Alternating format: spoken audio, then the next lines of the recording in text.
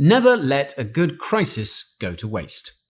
This famous quote by Winston Churchill has been used in many contexts, and the first context was the creation of the United Nations at the end of World War II. Now, this quote has also been thrown around quite a few times since the start of the pandemic, and nowhere has it been more apparent than in the context of the World Economic Forum's Great Reset. Today, I'm going to explain exactly what the Great Reset is, tell you how to resist it, and which cryptocurrencies could benefit.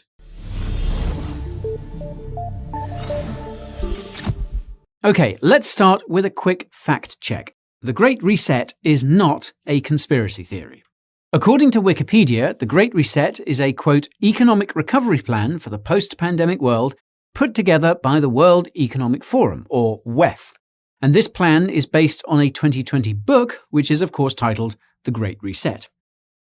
For those unfamiliar, the WEF is a Swiss organization made up of some of the most powerful individuals and institutions in the world, including current and former presidents, media moguls, big tech CEOs, asset managers, banks, and non-governmental organizations.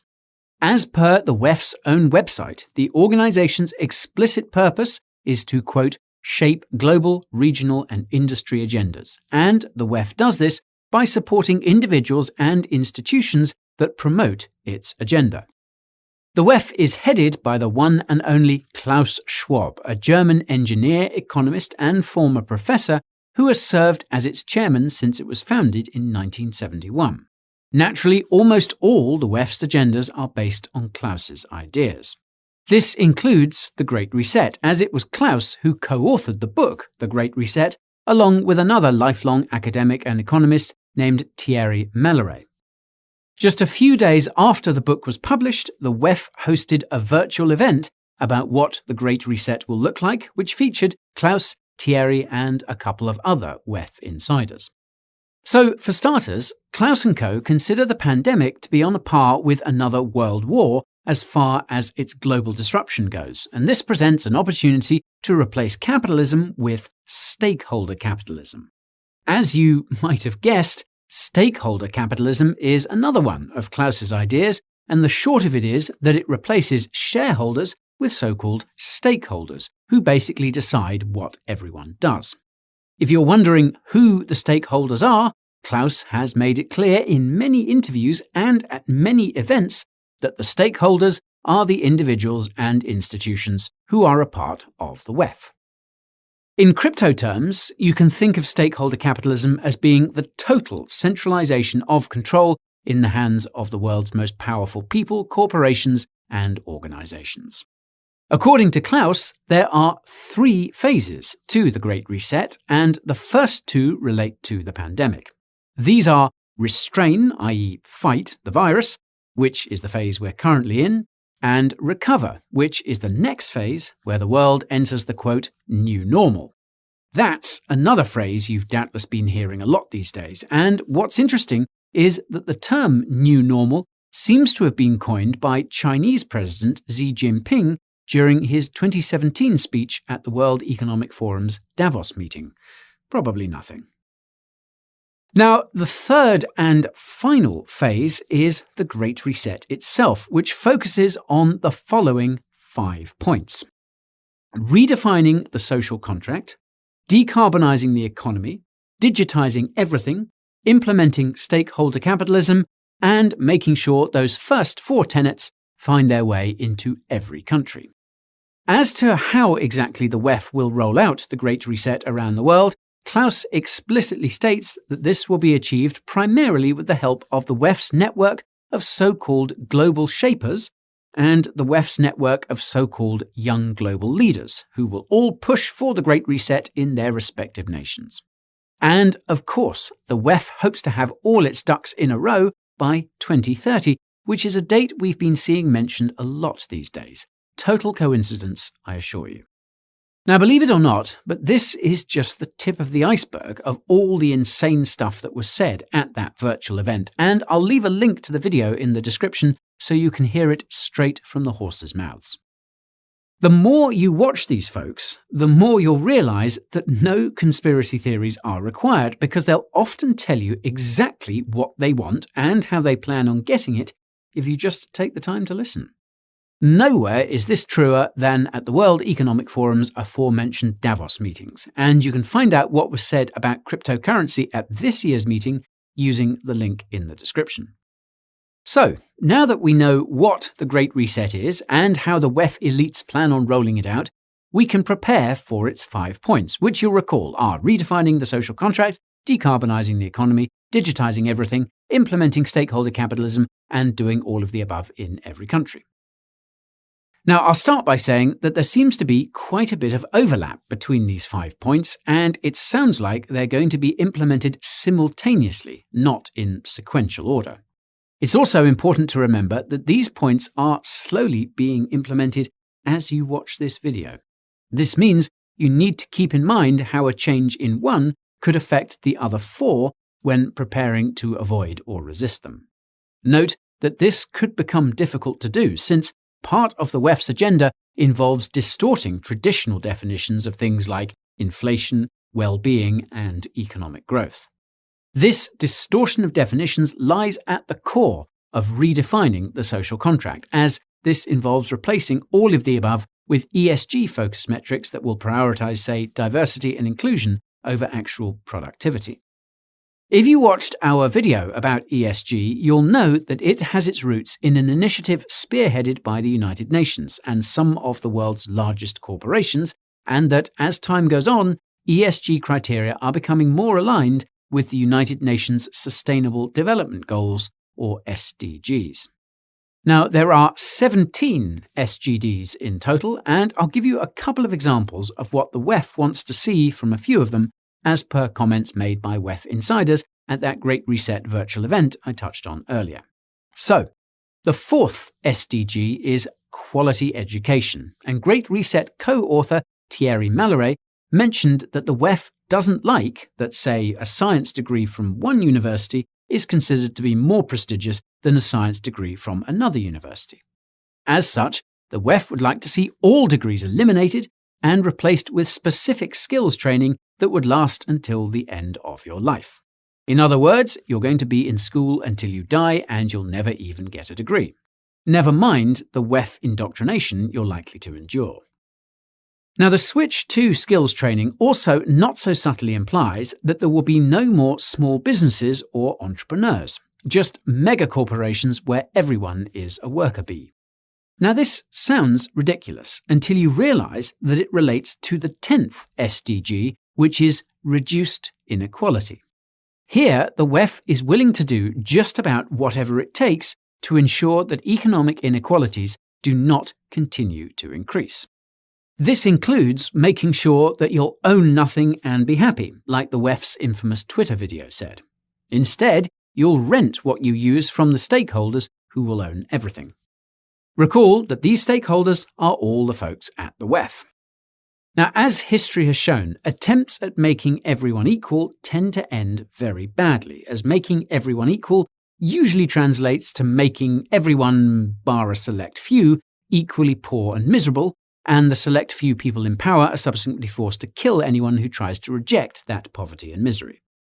Ironically enough, the WEF's push for eliminating inequality comes from the fears its constituents have about the riots, revolutions, and migrations that will inevitably occur if inequality continues to increase. This has been admitted by a few WEF members on stage, including at that Great Reset virtual event. Now, luckily, there's an easy way to resist this redefining of social contracts, and that's to reject any ESG or SDG-related criteria, especially when it's being used to redefine, say, what a recession means. Instead, stick to tried and true social contracts and reinforce them with your friends, family, and community. Better yet, invest your time, money, and energy in individuals and institutions who vocally oppose ESG, SDG, and other top-down diktats coming from technocrats who are out of touch with what life is like for the average person. Pro tip: stay away from any companies that force you to pay a subscription service to use a physical product that should be entirely in your ownership the moment you purchase it. Your future might just depend on it. Speaking of your future, the second point of focus for the Great Reset is decarbonising the economy, and here's where things get a bit complicated and a bit contentious. That's because many would argue that moving away from fossil fuels is a good thing, including me. However, there is a right way and a wrong way to transition to more renewable energy sources.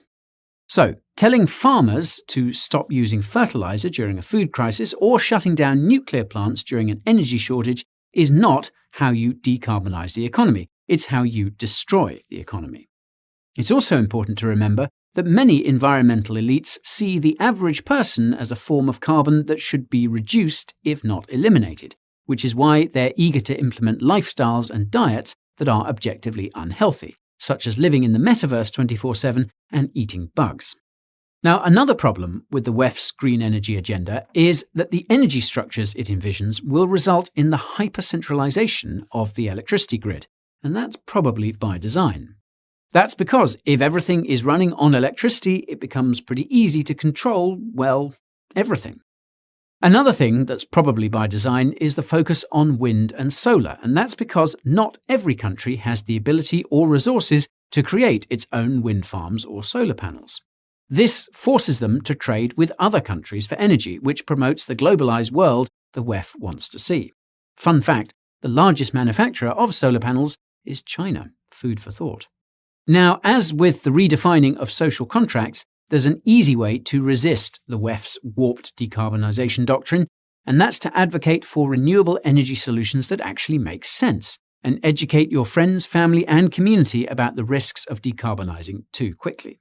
Better yet, try and become as energy independent as you can by acquiring things like solar panels and power generators and learning how to build good gasifiers.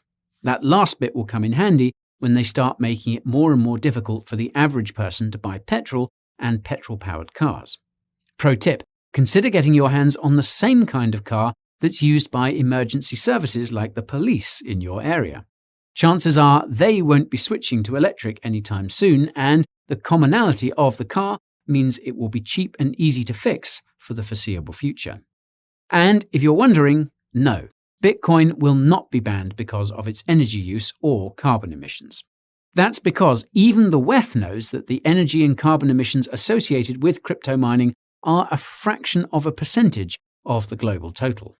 They're just upset that they can't control BTC like other cryptos, which is why ESG-obsessed asset managers are pushing for green energy disclosures from crypto miners and investing in publicly traded crypto mining companies.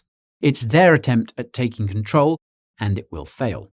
Now, if you want the facts about Bitcoin's energy use and carbon emissions, you can check out our video about CoinShares' crypto mining report using the link in the description. Now, Bitcoin actually relates to the third focus of the Great Reset, and that's the digitization of everything, and I mean everything. If you watched our video about the Bank for International Settlements' vision of the future of the financial system, you'll know that it wants essentially every asset in existence to be tokenized on a permissioned blockchain that's run by the government and the central bank. To clarify, yes, the Bank for International Settlements, or BIS, is heavily involved with the WEF, and many of its members are so-called agenda contributors, meaning they're directly involved with the WEF's Great Reset plans. As I noted in that aforementioned video, the tokenization of all real-world assets in such a manner means the government and central bank could turn off your ownership of anything at any given time for whatever reason it sees fit, including your identity. Then again, you're apparently going to own nothing, so... Now, as far as digitization goes, the elephant in the room is the digitization of money, specifically the development of a central bank digital currency, or CBDC, which is something that just about every central bank is planning on rolling out, courtesy of the BIS. Now, if you watched our video about cryptocurrency versus CBDCs, you'll know that the two couldn't be any more different. While cryptocurrencies are built from the ground up to maximize freedom, CBDCs are built from the ground up to maximize control. Where, when, and how you spend, even how much you save. If you watched our video about the WEF's massive crypto report, however, you'll know that a few crypto projects seem to have sided with the WEF as well, and that the WEF sees the appeal of a so-called synthetic CBDC, which involves using a centralized stablecoin like Circle's USDC as a de facto CBDC. For what it's worth, it's unlikely that centralized stablecoin issuers like Circle will force KYC on wallets holding USDC anytime soon, as CEO Jeremy Allaire has made it clear that the company wants to make its stablecoin as cash-like as possible. This makes sense given that USDC does in fact seem to be becoming a de facto digital dollar, and it's in the interest of the United States that this digital currency finds its way into as many digital wallets as possible. This can only be done by relaxing KYC and AML. In any case, there's just one missing piece of the CBDC puzzle, and that's a dystopian digital identity. This is a prerequisite for the rollout of a CBDC, since you need to be able to identify individuals. And let's just say that governments have been working hard on proof of concepts for digital IDs during the pandemic. A digital ID is also a prerequisite for widespread internet censorship, which the WEF apparently wants to implement with the help of artificial intelligence. I suppose that's not surprising, given that information about the WEF and its affiliates is spreading like wildfire these days. To be blunt, resisting the WEF's digitization is going to be extremely difficult, and of the 5 focuses of the Great Reset, it's by far the most important pillar. That's because if you control the flow of information and the flow of money, you truly control everything. Case in point, Klaus explicitly stated in that Great Reset virtual event that they need digital infrastructure such as digital identity, facial recognition, human tracking, etc., to enforce ESG criteria and all the upcoming social contracts the WEF priests are cooking up in the organization's ivory tower. That means that it is imperative that you reject any form of digital identity that is not completely decentralized from top to bottom. And if you don't know what that means, I'll leave a link in the description for you. It also means that you need to get your hands on some form of currency that cannot be easily tracked, censored, or confiscated by a centralized authority. This includes cash, precious metals, and select cryptocurrencies. I seriously cannot stress how important this is, because CBDCs are coming. However, I must caution that cryptocurrencies with publicly viewable blockchains like BTC may not be ideal, as these transactions will be easily tracked. That's why a privacy coin like XMR might be a better option, but it'll really depend on what the unique circumstances you're dealing with are. Finally, familiarize yourself with decentralized video platforms like Odyssey, learn how to use decentralized live streaming platforms like Theta, and start uploading information you think is at risk of censorship to decentralized storage solutions like Arweave. These cryptos will be extremely important. Make no mistake, the freedom of information and the freedom of money are the ultimate deterrents to the Great Reset. That's because the truth eventually overcomes indoctrination, no matter how many times it's labeled disinformation or misinformation. And overcoming this depends on the ability to financially support the individuals and institutions speaking and propagating these truths. Pro tip: keep physical copies of all your most important records, such as land deeds, home ownership documents, passports, driver's licenses, crypto wallet seeds, and the like, even if they're expired. They will help preserve your identity if you're unpersoned for opposing the WEF's ever-expanding agendas.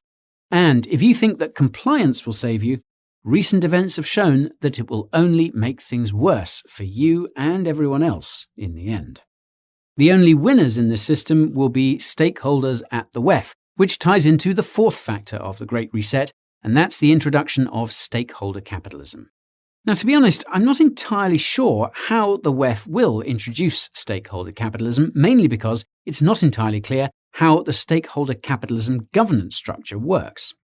The WEF has over 4,000 individual members and has hundreds of institutional partners, 100 of which are labelled as strategic, i.e. important.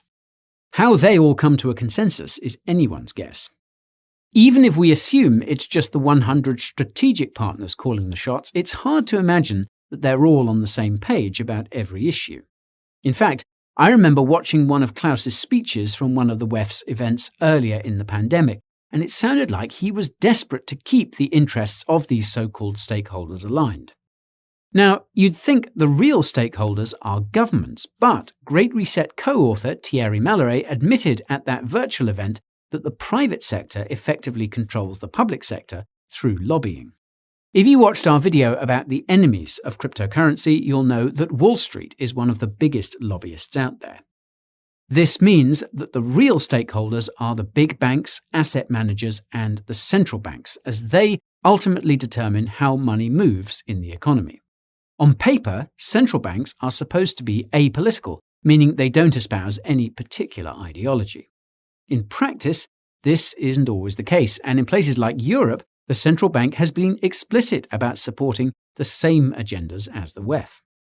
As for the big banks, they seem to be on the same page as the asset managers, which makes sense given that most of them are on the same street, Wall Street.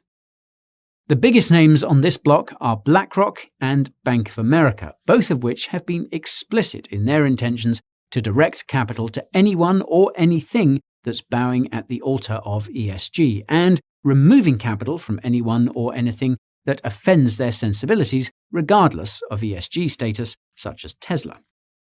This relates to how stakeholder capitalism can be fought, and that's to exacerbate the differences in interests between the different stakeholders at the WEF wherever possible.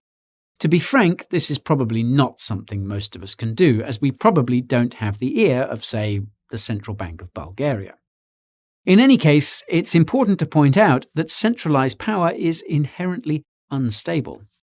That's because as more power gathers in one place, the more profit someone stands to gain if they stab the other participants in the back, especially if it earns them the support of the people. Now, call me crazy, but I think elite figures like Elon Musk fall into this category. It's not so much that he's some benevolent fellow, it's that he's run the numbers and realized that he stands to gain much more by siding with the crowd. Besides, he's already richer than all the other elite figures, so he's won their hierarchical game. Now, as stupid as it sounds, supporting breakaway figures like Elon might be our best bet at encouraging more of them to defect from the WEF and ruin its stakeholder capitalism. I imagine there's more than a few stakeholders who are sick of being hated by the public and can't stand Klaus and his clown company, and who would love to get the same sort of fanfare as the Doge Father. Pro tip, tell Elon I sent you. So this brings me to the final factor of the Great Reset, and that's the export of the WEF's endgame to every single corner of the Earth.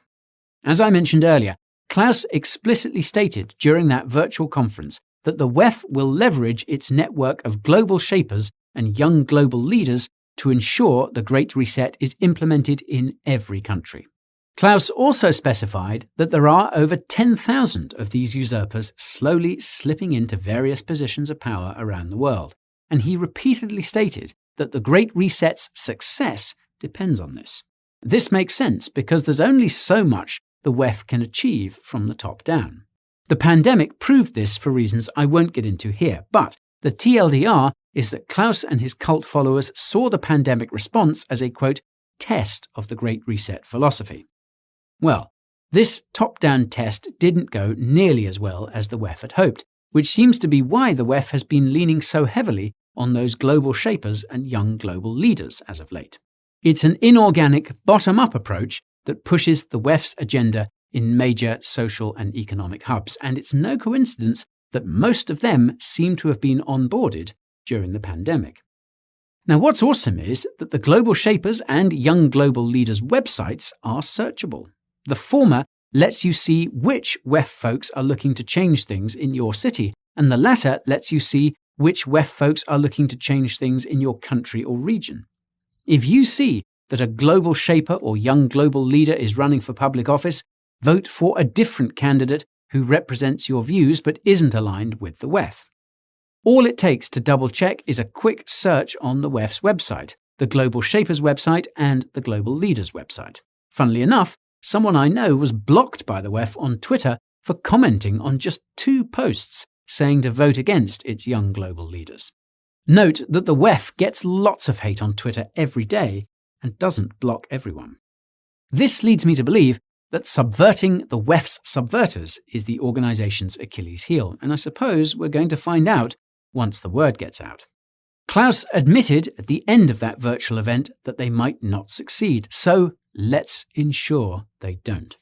Remember that we only have until 2030, so make the next 8 years count through your selective spending, full attention, directed energy, and informed voting.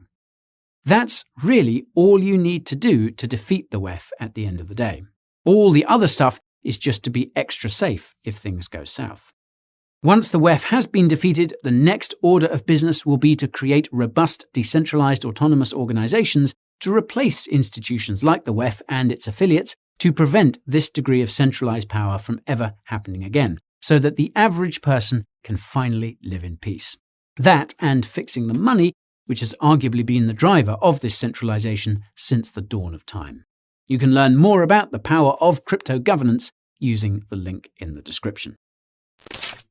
That's all for today's video about how to resist the Great Reset. If you feel it's important, share it with someone you think will feel the same way. If you found it helpful, smash that like button to let me know, and don't forget to subscribe to the channel and ping that notification bell before you go. While you wait for the next video, check out Coin Bureau clips for more from this crypto bro, and tune in to the Coin Bureau podcast to learn about crypto as you go. You can also follow me on Twitter, Instagram, and TikTok, and you can join my Telegram channel for crypto updates that will make your eyes pop.